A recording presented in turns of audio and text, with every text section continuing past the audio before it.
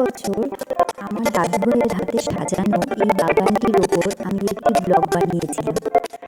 আশা করি আমায় যারা ফলো করো, আমার চ্যানেলটি যারা দেখতে ভালোবাসো, তারা আমার সেই ব্লগটি অবশ্যই দেখেছো। এই বছর এই বাগানটিকে দাদুভাই আরও নতুন রূপে সাজিয়ে তুলেছে, তা তোমাদের সাথে শেয়ার না করে পারলাম না।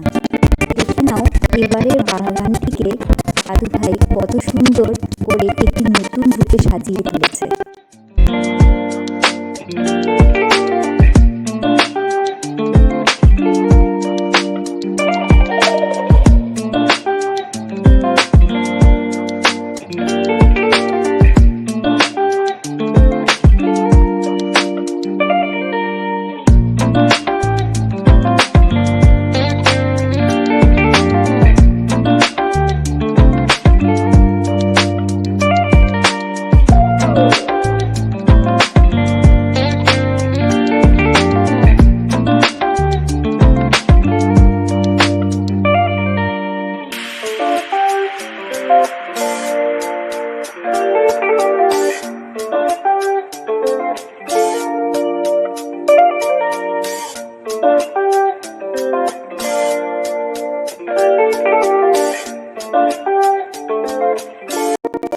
ছোট্ট মন্দিরটি তোমরা দেখতে পাচ্ছ, এটি কিন্তু সম্পূর্ণই আমার দাদুভাইয়ের হাতেই তৈরি। এই যে যেখানে প্রতিমাগুলো রাখা হয়েছে, এটা প্রতিটি থার্মোকলের ওপর তৈরি করে উনি সাজিয়েছেন। তোমরাই বলো কমেন্ট করে যে তোমাদের কেমন লাগলো মন্দিরটি।